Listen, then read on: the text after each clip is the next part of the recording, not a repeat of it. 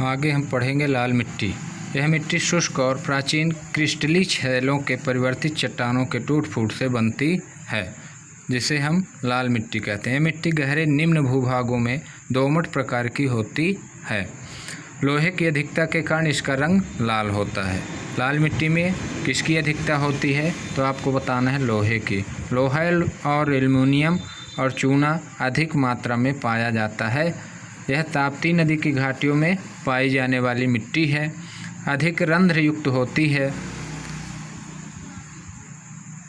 और उत्तर प्रदेश के बुंदेलखंड से लेकर दक्षिण के प्रायद्वीप तक लाल मिट्टी पाई जाती है। मध्य प्रदेश, छत्तीसगढ़, झारखंड, पश्चिम बंगाल, मेघालय, नागालैंड, उत्तर प्रदेश, राजस्थान, तमिलनाडु तथा महाराष्ट्र आदि राज्यों में लाल मिट्टी पाई जाती है।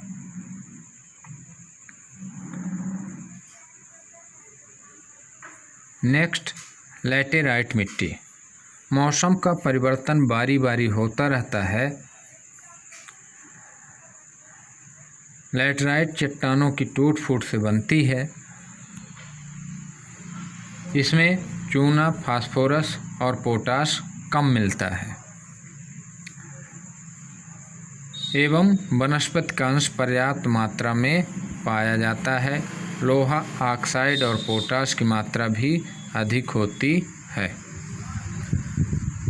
लैटेराइट मिट्टी तमिलनाडु के पहाड़ी भागों और निचले भूभागों में पाई जाती है।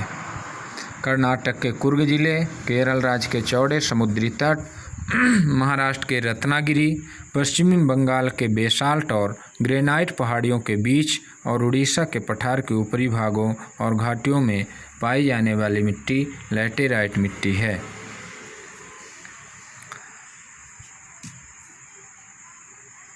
नेक्स्ट, मरुस्थलीय मिट्टी। यह मिट्टी बालू प्रधान होती है, यानी इस मिट्टी में बालू की मात्रा अधिक होती है। लवण और फास्फोरस की मात्रा अधिक होती है। किस मिट्टी में? मरुस्थलीय मिट्टी में। यह सर्वाधिक किस राज्य में पाई जाती है तो राजस्थान। इसमें कार्बनिक तत्वों और नाइट्रोजन की कमी होती है और एवं किन किन राज्यों में पाई जाती है तो पश्चिमी राजस्थान, गुजरात, दक्षिणी पंजाब, दक्षिणी हरियाणा और पश्चिमी उत्तर प्रदेश में मिलती है। पर्वतीय मिट्टी।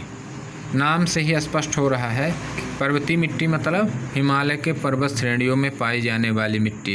यह मिट्टी पतली, दलदली और छिद्रमयी होती है।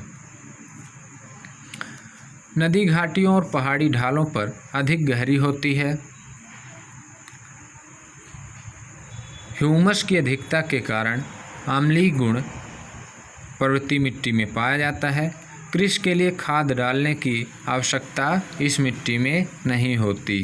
यह मिट्टी मुख्यतः कर्नाटक, तमिलनाडु, केरल, मणिपुर, जम्मू कश्मीर व हिमाचल प्रदेश साथ ही पर्वतीय क्षेत्रों में पाई जाती है।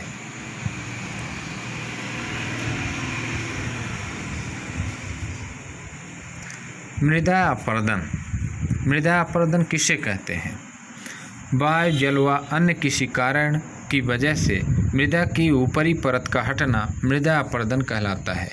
यानी मृदा के ऊपरी परत का जल बहाव के कारण या तीव्र हवा के कारण मृदा का हटना ही मृदा अपरदन कहलाता है। मृदा अपरदन के कौन कौन से कारण हैं? मानव द्वारा वनों का विनाश एक पहला प्रमुख कारण है। दूसरा, अत्यधिक पशुचारण। अत्यधिक पशुचारण के कारण भी मिट्टी ढीली हो जाती है और मृदा अपरदन होता है। आदिवासियों द्वारा झूमिंग कृषि करना, पवन अवपर्दन जो हवा के द्वारा हम बताए, अवैज्ञानिक तरीके से कृषि करने से भी मृदा अपरदन देखने को मिलता है। आज मृदा अपरदन भी हमारे किसानों के लिए एक प्रमुख समस्या है। मृदा अपरदन से हानियाँ।